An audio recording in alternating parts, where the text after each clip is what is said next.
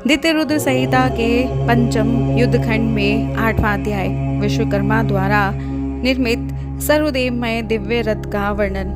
व्यास जी बोले, हे सनत कुमार, हे सर्वज्ञ, हे शैव प्रवर, हे सन्मते, हे तात, आपने परमेश्वर की अद्भुत कथा सुनाई।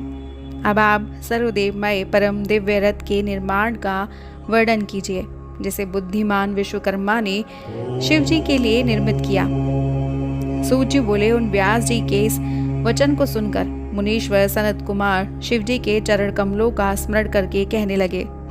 सनत कुमार बोले, हे व्यास, हे महाप्राज्ञ, हे मुने, मैं शिव जी के चरण कमलों का ध्यान कर अपनी बुद्धि के अनुसार रथ आदि के निर्माण का वर्णन करूंगा, आप उसका श्रवण करें। विश्वकर्मा ने रुद्रदेव के सर्वलोकमय तथा दिव्य रथ को यत्न से आदरपूर्वक बनाया। ये सर्वसम्मत तथा भूतमय रथ स्वर्ण का बना हुआ था। उसके दाहिने चक्र से सूर्य एवं बाह्य चक्र में चंद्रमा विराजमान थे।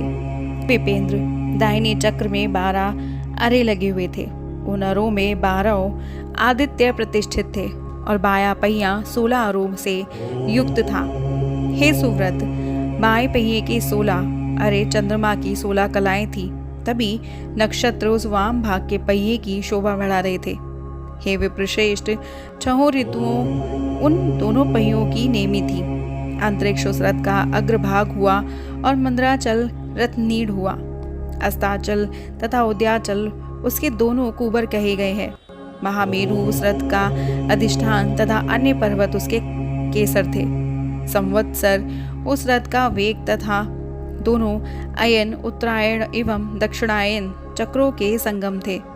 मुहूर्त उसके बंधुर बंधन तथा कलाएं उसकी किलियां कही गई है। काष्ठा कला का 30वां भाग उसका घोड़ जुए का अग्रभाग और षण उसके अक्षदंड कहे गए हैं। निमेष उस रथ का अनुकर्ष नीचे का काष्ठ और लव उसका ईर्षा कहा गया है। गुलोक इस रथ का वरुत लोहे का पर्दा तथा स्वर्ग और मोक्ष उनकी दोनों ध्वजाएं थी। ब्रह्म और कामदुग्ध उसके जुए के दोनों सर कहे गए हैं। व्यक्त उसका ईशादंड, वृद्धि, नडवल, अहंकार उसके कोने तथा पंच महाभूत उस रथ के बल कहे गए हैं। समस्त इंद्रियां ही उस रथ के चारों ओर के आभूषण थे। हे मुनि सत्तम, श्रद्धा ही उस रथ की गति थी। हे सुव्रतो, उस समय षडक, शिक्षा, कल्प, निरुक्त, व्याकरण, छंद तथा ज्योतिष उसके आभूषण बने। पुराण, न्याय, मीमांसा तथा धर्मशास्त्र उसके आभूषण बने। सब लक्षणों से युक्त वर उसके बल के स्थान कहे गए हैं। वर्णाश्रम धर्म उसके चारों चरण तथा मंत्र घंटा कहे गए हैं। हजारों फणों से विभूषित अनंत नामक सर्प उस रथ के बंधन हुए। दिशाएं एवं उपदिशाएं पाद बनी। पुष्कर आदि तीर्थ उस रथ की रत्न जटित सुवर्णमय पताकाएं और चारों समुद्र उस रथ को ढकने वाले वस्त्र कहे गए हैं। सभी प्रकार के आभूषणों से भूषित गंगा आदि सभी श्रेष्ठ नदियां हाथों में जवर लिए हुए स्त्री रूप में सुशोभित होकर जगह जगह स्थान बनाकर रथ की शोभा बढ़ाने लगी। आवह आदि सातों वायु स्वर्णमय उत्तम सोपान बने एवं लोकालोक पर्वत उस रथ के चारों ओर उप सोपान बने। मानस आदि सरोवर उस रथ के बाहरी उत्तम विषम स्थान हुए।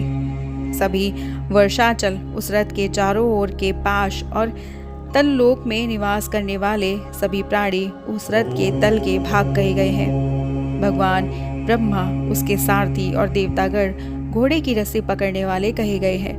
ब्रह्मा देवत ओमकार उन ब्रह्मा का चाबुक था। आकार उसका महान छत्र, मंदराचल उस छत्र को धारण करने वाला, पार्श्ववती दंड, पर्वतराज सुमेरु धनुष तथा स्वयं भुजंगराज शेषनाग उस धनुष की डोरी बने। श्रुति स्वरूपा भगवती सरस्वती उस धनुष का घंटा बनी। महान तेजस्वी विष्णु को बाण तथा अग्नि को उस बाण का शल्य कहा गया है। हे मुने, चारों वेद उस रथ के घोड़े कहे गए हैं। सभी प्रकार की ज्योतियां उन अश्वों की परम आभूषण बनी। समस्त विश्व संभूत पदार्थ सेना बनी। सभी वायु बाजा बजाने वाले कहे गए हैं। व्यास आदि ऋषिगण उसे ढोने वाले हुए हैं। सनत कुमार बोले, हे मुनीश्वर, अधिक कहने से क्या लाभ। मैं संक्षेप में ही बताता हूँ कि ब्रह्मांड में जो भी कुछ वस्तु है वो सब उस रथ में विद्यमान कही गई है। परम बुद्धिमान विश्वकर्मा ने ब्रह्मा तथा विष्णु की आज्ञा से इस प्रकार के रथ आदि से युक्त शुभ साधन का भली भांति निर्माण किया था। इस प्रकार श्री शिव महापुराण के अंतर्गत द्वितीय रुद्र संहिता के पंचम युद्ध खंड में रथादि युद्ध प्रकार वर्णन नामक 8वां अध्याय पूर्ण हुआ।